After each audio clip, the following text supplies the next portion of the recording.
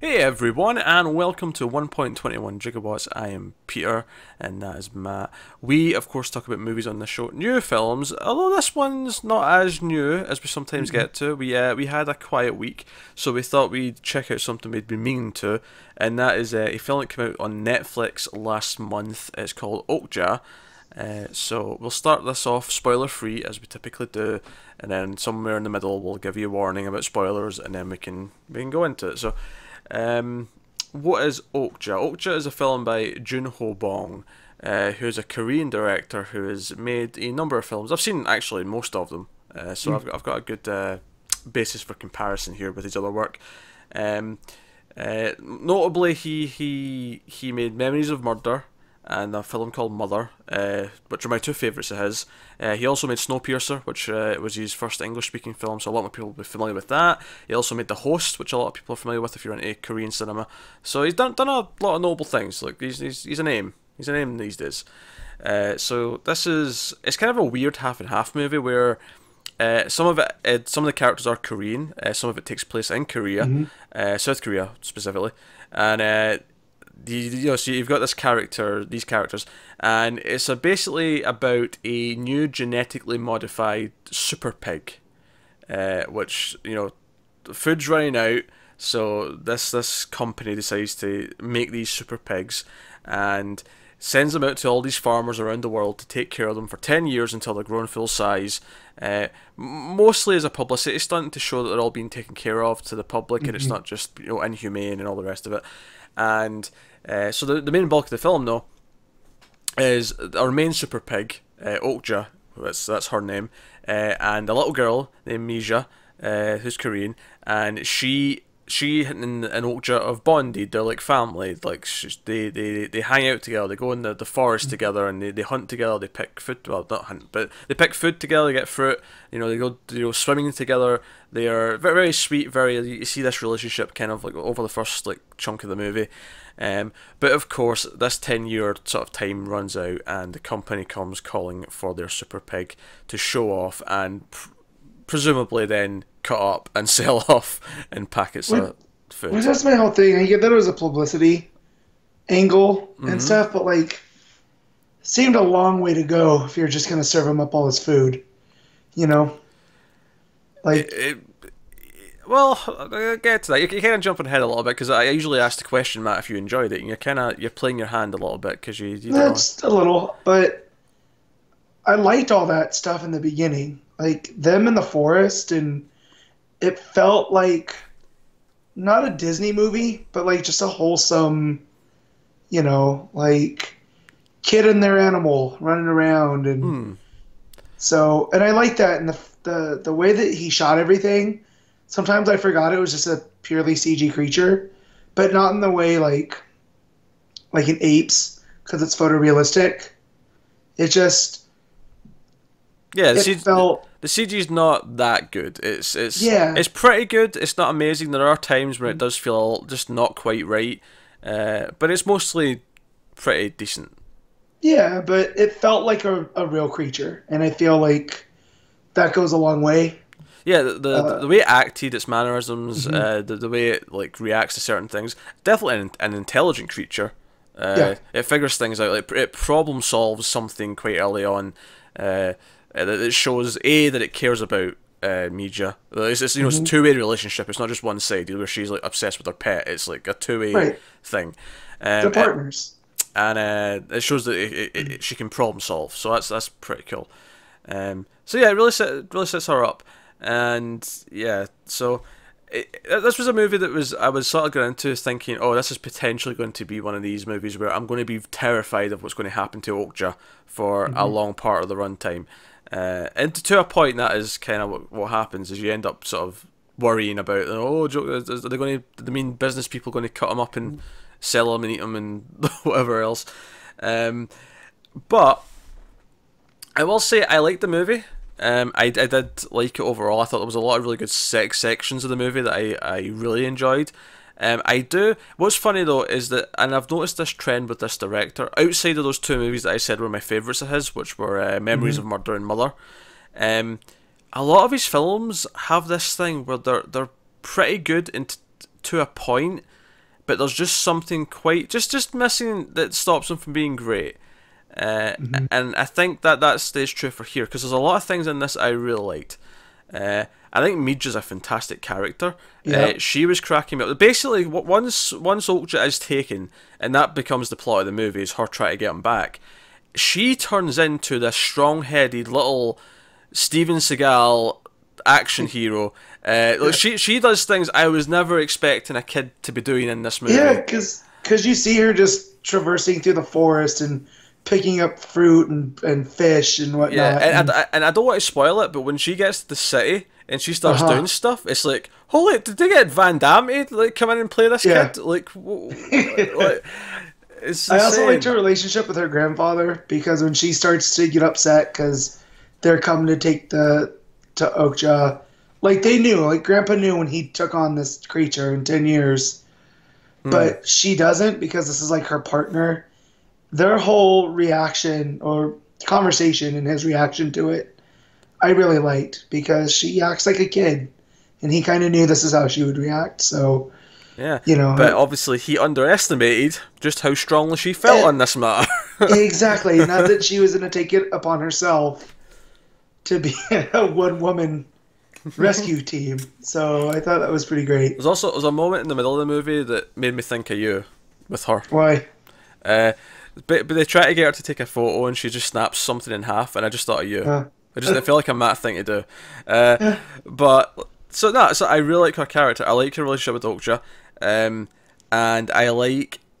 I do like a lot of what the movie's saying. It's a lot of it's about, of course, like.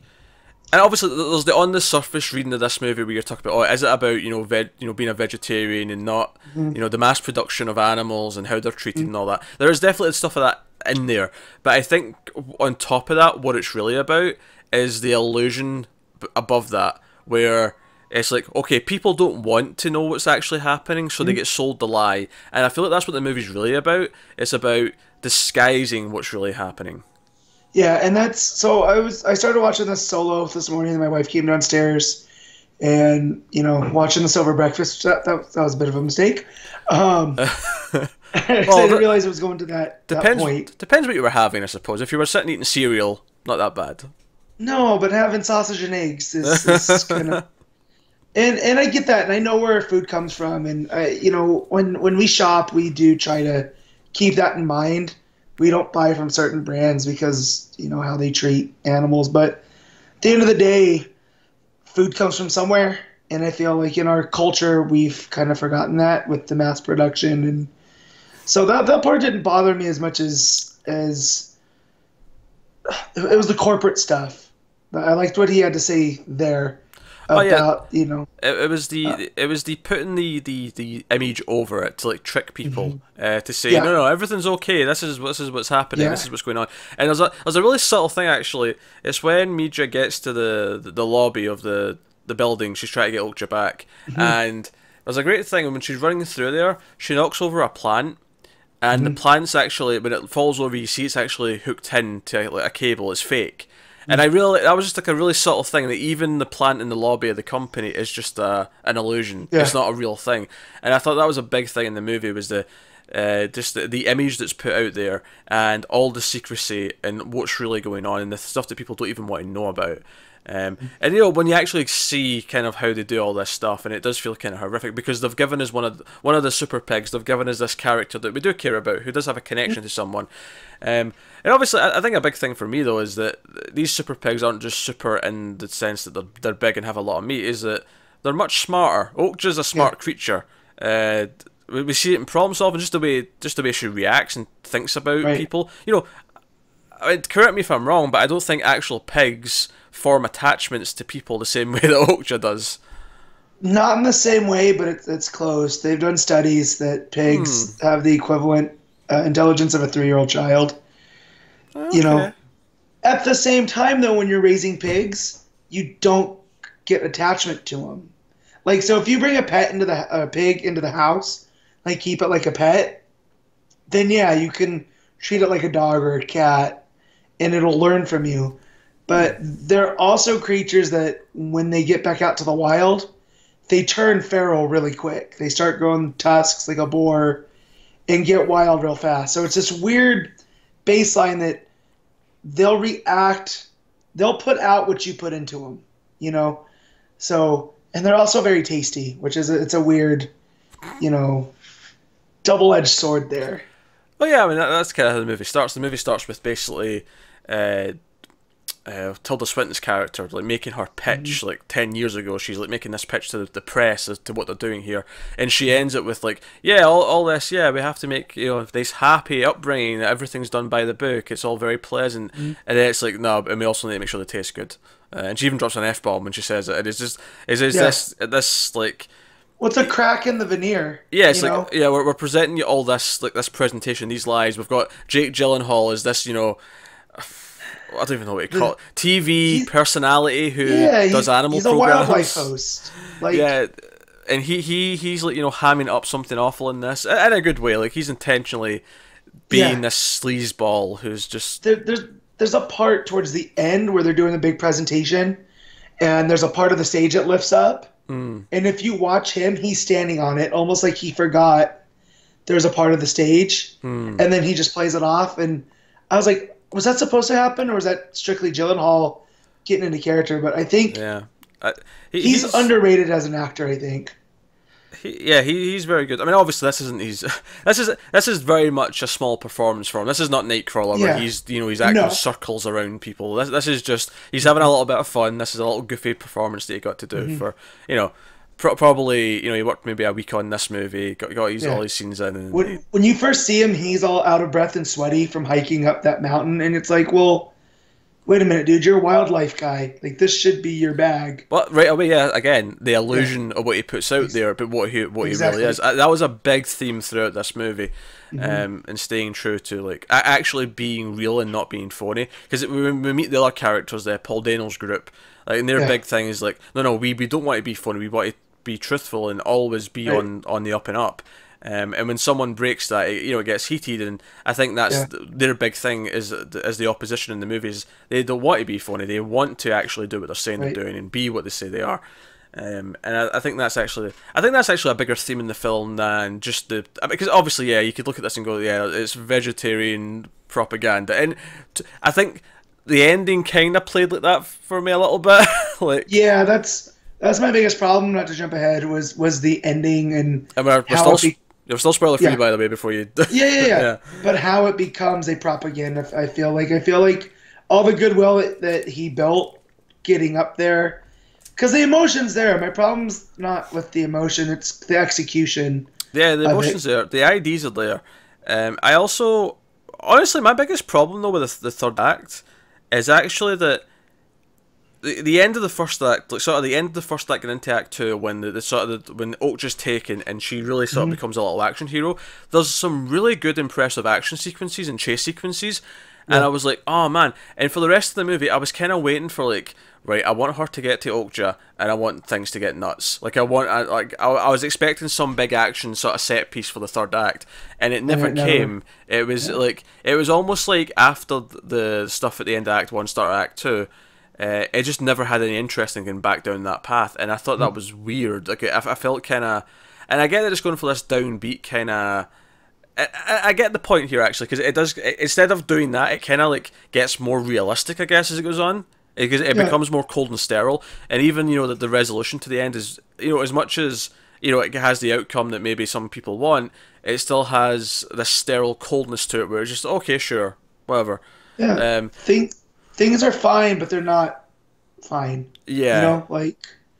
Yeah, so we'll get into more of that, obviously, in spoilers when we can talk about what happens at the end. But, yeah, so I think it's good. I think it's good. I think it's maybe a little bit too long. Yeah. It's 2 full hours, and I feel like maybe 20 minutes less would have benefited it. I noticed that was with Snowpiercer, too. The director likes to take moments, which I can appreciate, but then when it starts to drag in the middle because he's focusing on these moments, it could have been trimmed a little and you not lose anything. Yeah, I think it's okay to do it that way, but I think he focuses on these moments, but he has too many scenes of them. Whereas the smart thing to do would have been to condense them into some of the same scenes and then let them still have them drawn out as long as he wants, but they'd all have the same. All the information would be in the one scene rather than spread over 3 or 4. And there's good stuff in there. Like, there's actually some really good ideas. When it gets to that middle chunk, and there's a lot more corporate stuff comes into it. There's some great moments in those scenes. They just feel like they go on a little bit too long, as you say. It's actually really comparable to Snowpiercer in a lot of ways for me, because Snowpiercer, again, I like Snowpiercer quite a bit. But I do think it falls short of maybe reaching for the heights that it's like kind of aiming for at the end. I think that, again, the third act for me is the weakest part of that movie. And I don't know if I'd say that about this one. I mean, Act 2 arguably might be the weakest, but Act 3 and Snowpiercer is the weakest for me. And but I'm not the sole opinion, or I'm not... Like, there's plenty of people who love Snowpiercer and, like, praise it to the high heavens and think it's a great film. Like, think it really does what it sets out to do. And I don't. I think for me, Snowpiercer's a really good B-movie. It's a really silly premise about society living on a train in a frozen apocalypse. And there's a lot of really cool action sequences. I enjoy that movie as a B-action movie with some fun ideas. Yeah. When I start taking I like the funness of it, but when he starts getting heady, especially in that third act, and it becomes a conversation between two people, I'm just like, well, weird. And that scene works great in another movie, but the problem with Snowpiercer is that the concept on its own is so inherently silly that it's hard to take it that seriously. Now, that's not the problem here. Everything here is, as much as we've got this giant CG super pig, everything else that's going on is actually relatively grounded. Yeah. Outside of maybe... storyline. Just outside of maybe a couple of the moments where people should probably be dead, given what just happened to them. Outside of a couple of moments like that, the actual themes of what's going on are actually relatively just all grounded in like something that's real. Yeah, well, that's like I was going to say, the whole ALF storyline, we keep checking back in with them. I like that, you know, how grounded they are, and it's the same, like, 6 people. Because it's such a... ALF might be a bigger group, but the people on this, you know, mission have to be. So when something bad happens to one of them, you know, it affects the entire group, you know, versus just them going, oh, okay, well, now we don't have that person, we'll just move on. Like, it makes their job more difficult. And I like that he took the time, again, takes the time to build that. Like, I like the pieces, but the overall picture, I guess, in itself, I do have problems with. Yeah, I like a lot of the pieces. The overall thing, when it comes together, it feels like it's missing something, or some of the execution is just not quite right to make it hit as hard as it. Because I feel like all the individual things are there, and I like all the individual things. It just doesn't quite add up to the whole that would make it a great movie. As it is, I like it quite a bit, but not. I don't love it. Is where I'm kind of landing on it.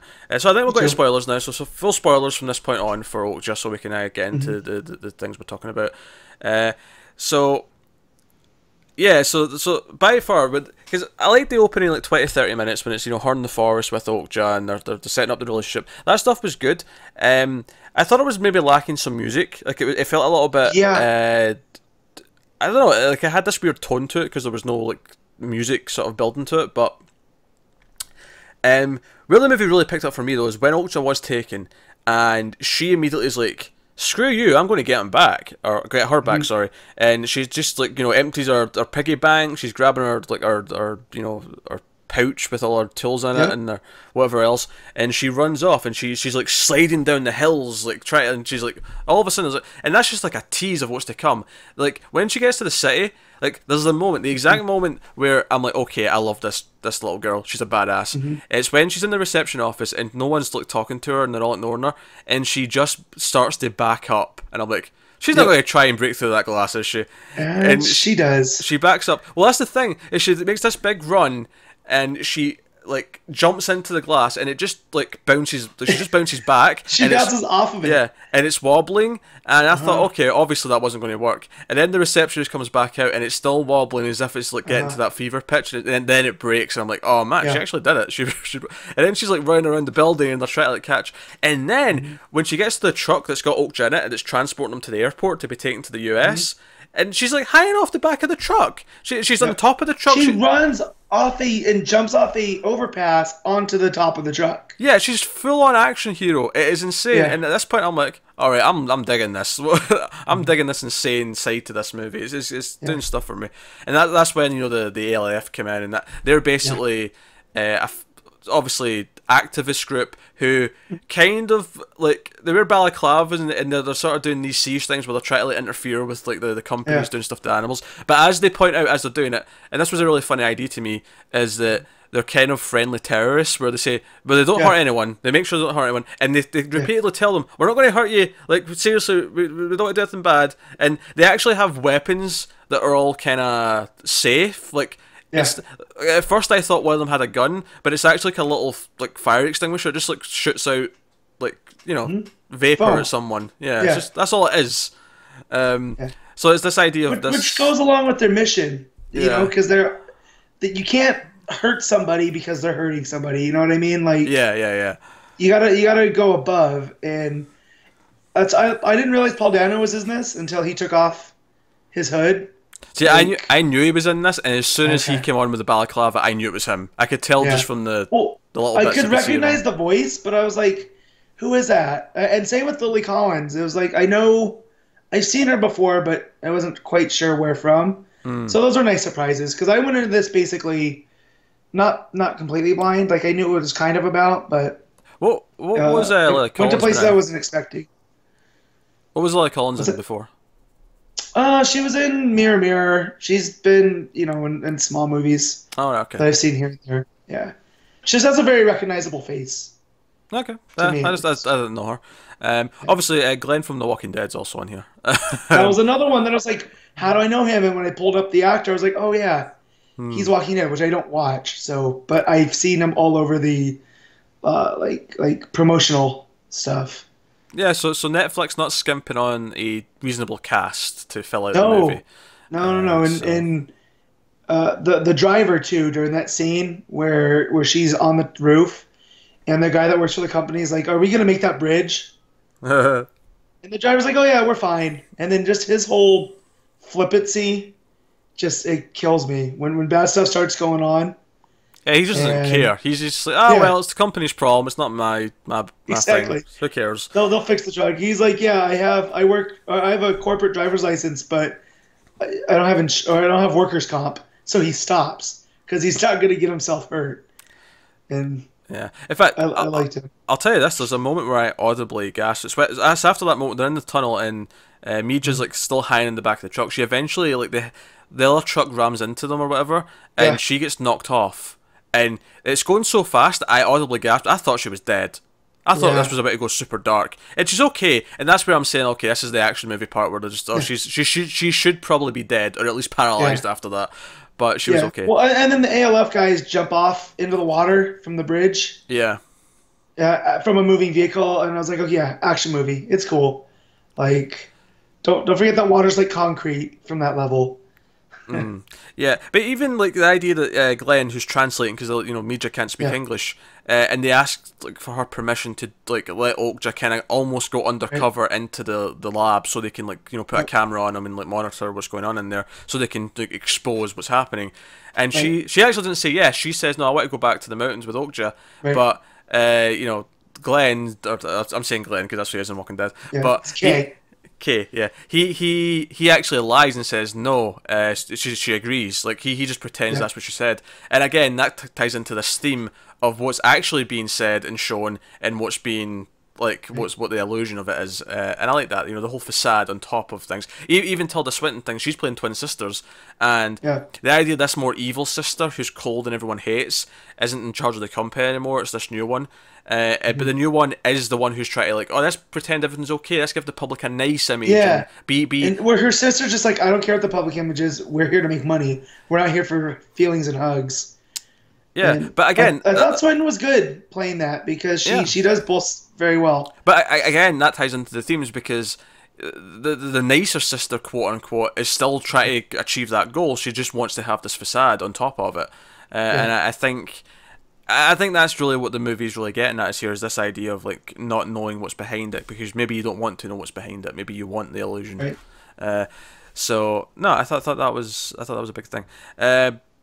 So I love that whole section of the movie. All the car chasing, the Okja on the streets when she gets him back or gets her back for a second, all that stuff.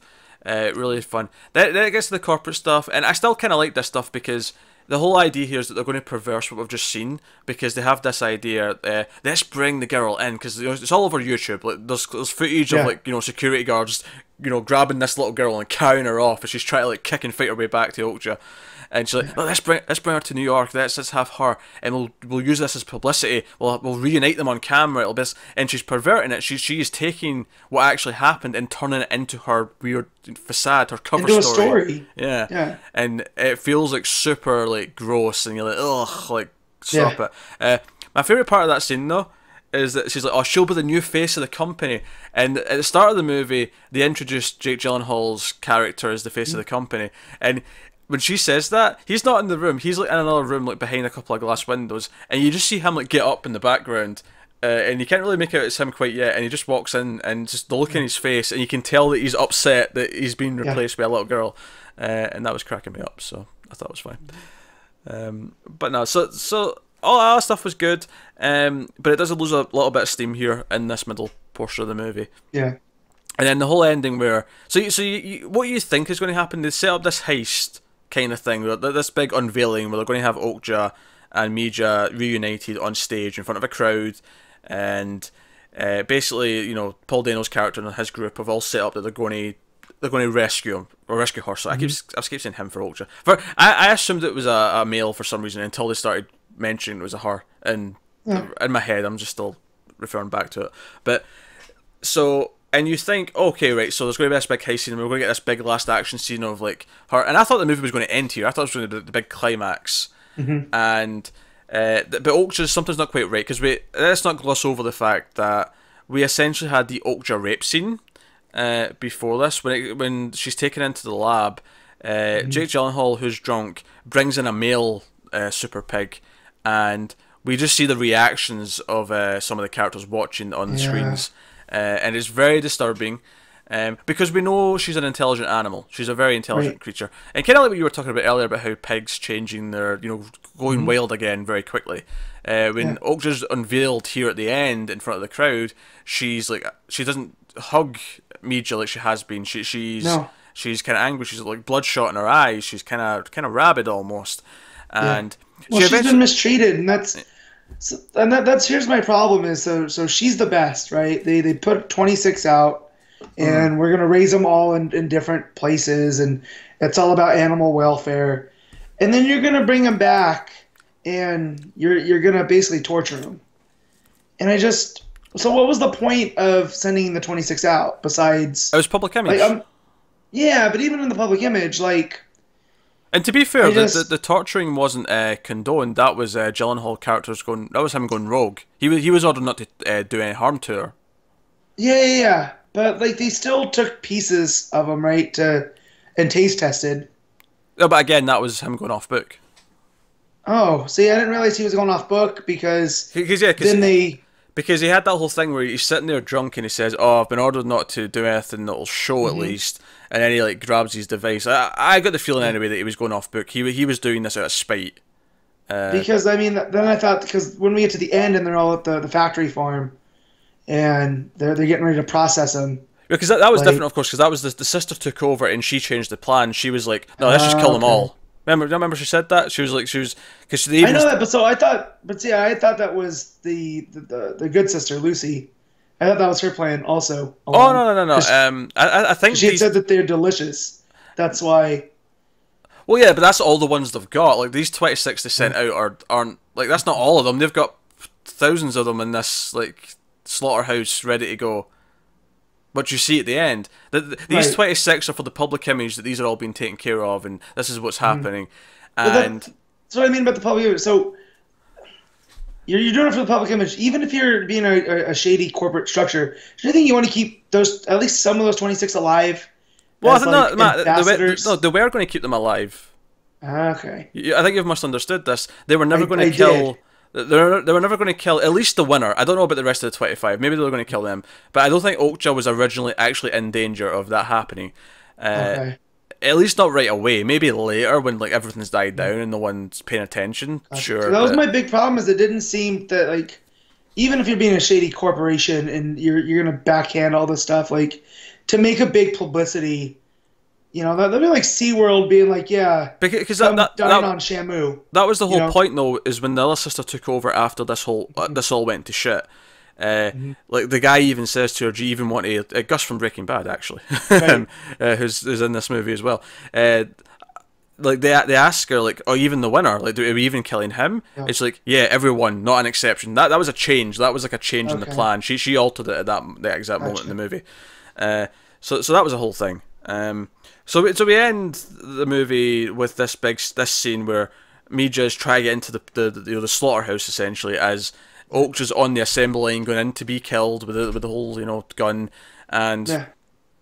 she's rushing in and she just gets there just in time. She's about to be killed, and Mija goes up to the guy holding, and he's just doing his job. He's not even thinking about what he's doing. He's Yeah, just, and that again, that's the factory farm. My wife gasped because now we're watching this, and I was like, "Honey, yeah, it sucks, but where do you think the meat that we eat for dinner comes from?" Like, it's one of those realizations. It's like, yeah, it's not nice, but hey.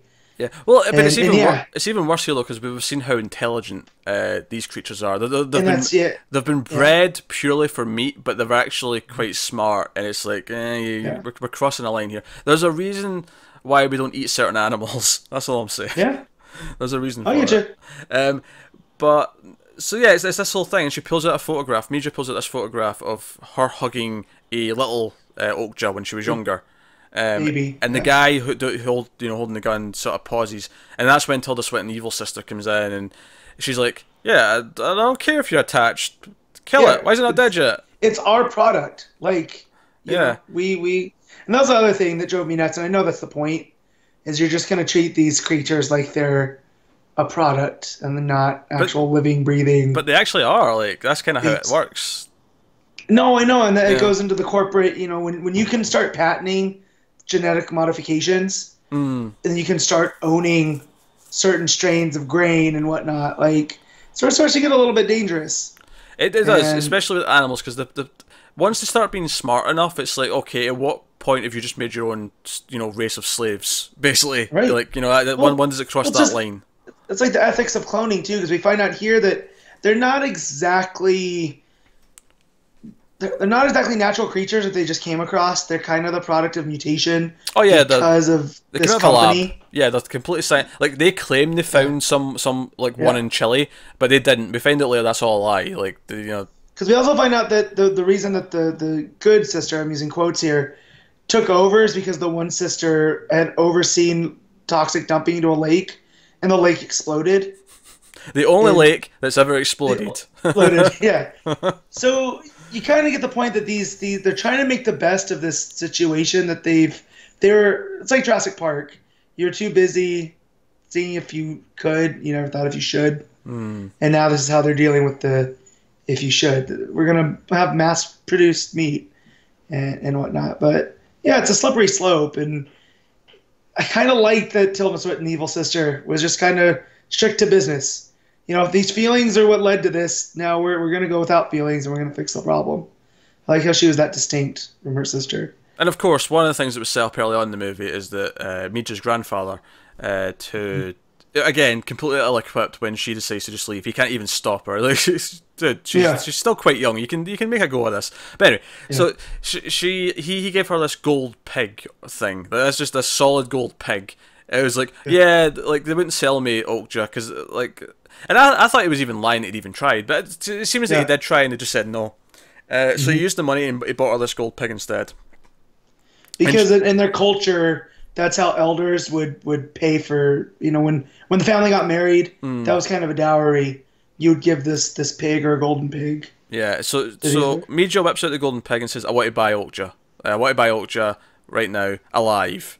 And gives her the pig, and Tilda Swinton bites it to test it. He's like, "Oh, this is worth a lot of money. Yeah, sure, done. Make sure our client and her purchase are made home safe."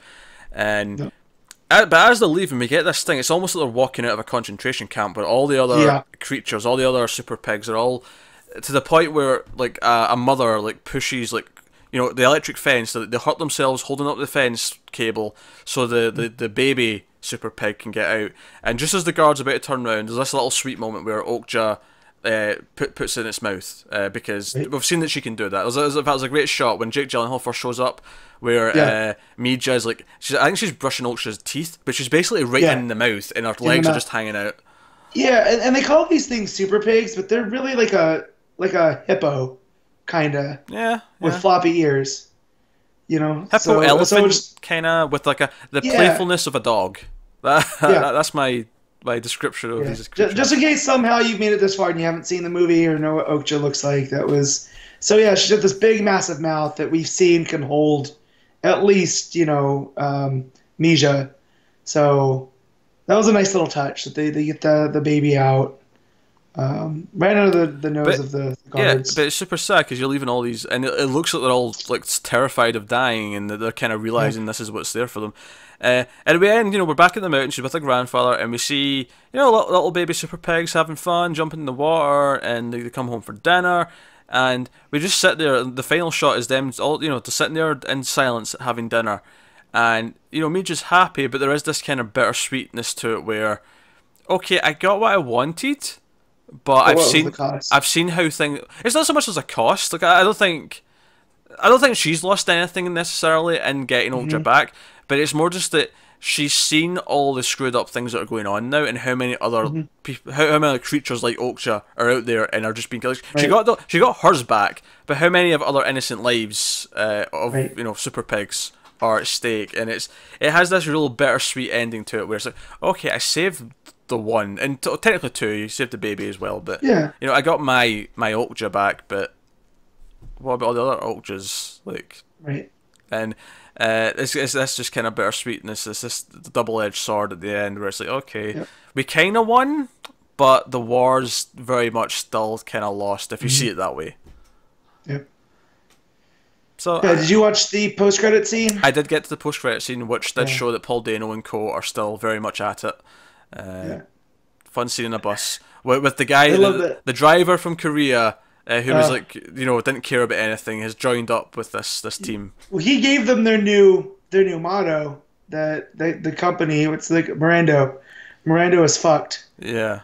From his interview, and now he's joined them, and they all put on their hoods, their ski masks on this bus, while this old couple looked startled, which I thought that was a fun way to go out on. It's not even a couple, it's just one old woman, because even the person sitting next to her also puts on a balaclava, and she's just sitting there shocked. And then eventually, I think it's Jay just sort of like hands out offers her a balaclava. Do you want one? Yeah. And she's just sitting there like, what? Pretty funny. Yeah, that was like a little. And I knew there was going to be a post-credit sequence, because on Netflix, when you get to the credits, it shrinks the image, but it didn't do that. And if it doesn't do that, there's going to be something later on. So I fast forwarded until I saw a scene, and then it's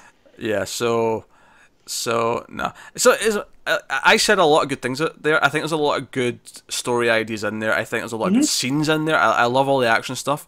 I do think the third act was missing that, but I think that was also very intentional. He went for a more realistic and very downbeat, kind of depressing ending, where our character does get out, but it does have this kind of dark tinge to it. It's like, okay, we got what we wanted as an audience because Okja's okay, because we cared about Okja, but we feel kind of bad because all these other creatures are doomed, and it does leave you with this kind of sad feeling at the end of the movie, which, don't get me wrong, I think is very much the point, and I don't think that's necessarily a bad thing. I don't know if I was expecting that when I started watching it. I was kind of expecting more of a, maybe not upbeat, but I was expecting kind of, like you say, a Disney kind of esque thing where at the end, we kind of get the happy ending, and where it's more bittersweet, and that's surprising. And often I'll like a bittersweet ending, and I don't necessarily dislike it here either. But I just think there's maybe just a few things in the movie that it didn't quite add up to what it wanted to be. Even though I think all the stuff's there. I liked a lot of things going on in here.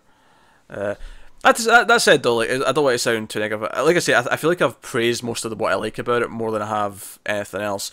It does get kind of dark at points, when they're trying to steal Okja and they basically fail, and all the guards are punching our characters out. Like, man, they all get messed up. I mean, Mija at one point looks like she's got a black eye and like it's all swollen and stuff. Well, and that it shows you too that these aren't the police; these are private security from the corporation. They don't have to follow laws, right? It's their job to get the product, not the product. That's what I'm looking for. Cattle, huh? cattle, maybe, I don't know. I guess it's they're getting the company's thing back, possession, I guess. But yeah, Property. it was what? Property, is that the word you were looking for?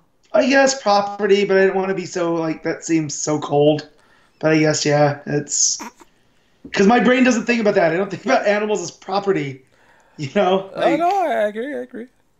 yeah. So but it reminded me of the axe scene, the hatchet scene in Snowpiercer, just to a lesser intensity.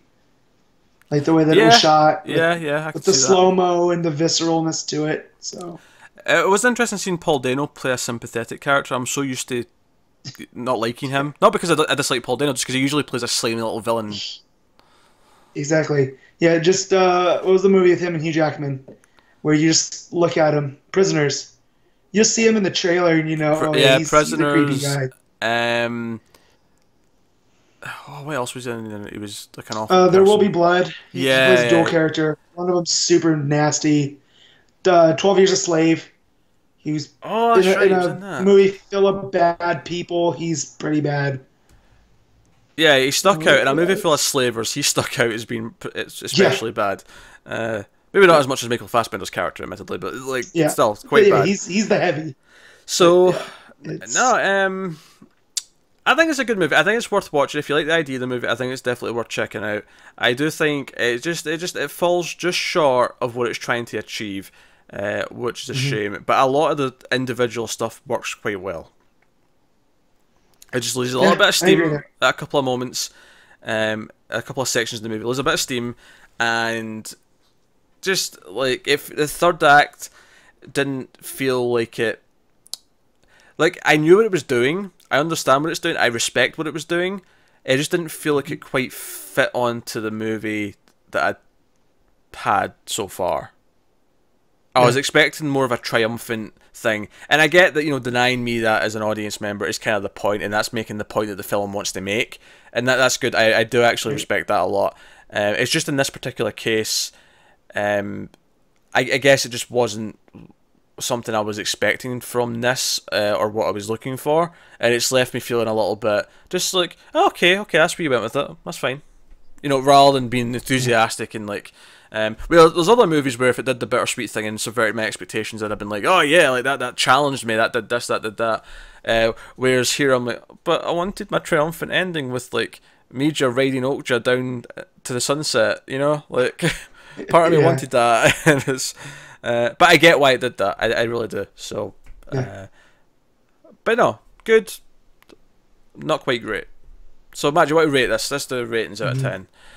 What are you feeling? I'm going with a 6, just because I don't think I liked it as much as you did, and again, it has the emotion and it looks great, but the execution for me is like you said, it left me with a bad taste, kinda. Okay. I'm going to go a notch higher. I'm going to go with a 7, which, good. If I'm on the scale of, I've never went through all the numbers and said what they mean, but 7's good, 8's great, 9's amazing, 10's like a favourite. But I think 7 out of 10. Maybe stretch to 7.5. But 7, I think, is what I'm going to land on. Like I say, a lot of good things about it. I do think it's worth watching. I think, Netflix doing these interesting films as originals is good. I wish they made more of a fanfare when they released them, though, because I feel like they come and I like, oh, well, that was that out last week? Oh, right, okay. There's just so many of them, too. Yeah. Like, we had a really busy because few weeks at the theatre, which is why we didn't get to this till now, but we had it on the sort of to-do list for a while. So but there you go. That's Okja. So by all means, let us know what you thought of the movie in the comments and stuff. Actually, I'll use this opportunity to announce something. A pilot, if you will, that me and Matt are going to be doing Mhm. in August for kind of, it's basically just another episode of 1.21 Gigawatts. It may have like a little subheading just to like differentiate it a little bit, but it's basically since we typically don't have 4 new movies to talk about a month. We don't typically have like all Sundays filled. We are going to be doing a new little idea, and we might change it if we don't think it works. We'll maybe change it up a little bit, but we are going to do, basically the idea is that we will cover a film. We'll talk about a film that one of us loves and the other one hates, and we'll see how that goes. So we've got a movie in mind for the pilot, if you will. That said, future episodes will be voted for by our patrons. That'll be one of the perks they get, is they'll be able to vote in that once a month. There'll be one of these a month going forward, is the idea. But so you can expect the pilot of that sometime in the next couple of weeks, I imagine, and we'll see how that goes. And sometimes it should be entertaining, to say the least. Yeah, it should be, and sometimes it might not be a film that both of us have already seen. It might be a case of one of us loves it and the other one will probably hate it.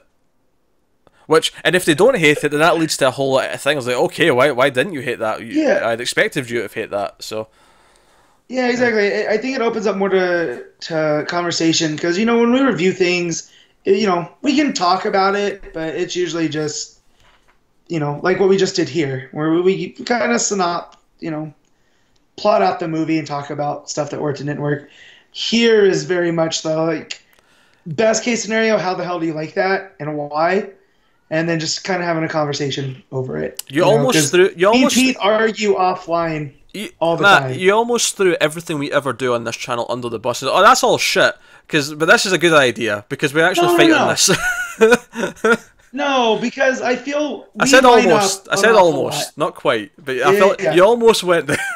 I just want to point to the Dunkirk review from last week where we almost didn't know what to do because we were so on the same side, and I expected going in differently. So, and that's not always the case. In fact, actually, there's a certain movie from last year that Matt hasn't seen, and he said he was never going to watch it. If we're doing this idea, he is watching it, and we're going to see the train wreck that ensues with that conversation.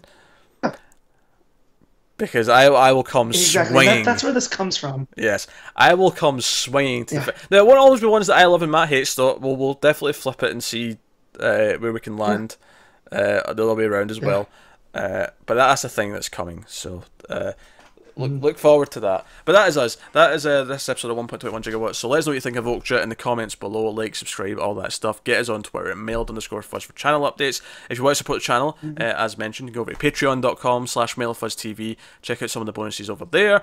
But otherwise, guys, that is us. So thank you very much once again for watching. We will see you next time. Goodbye.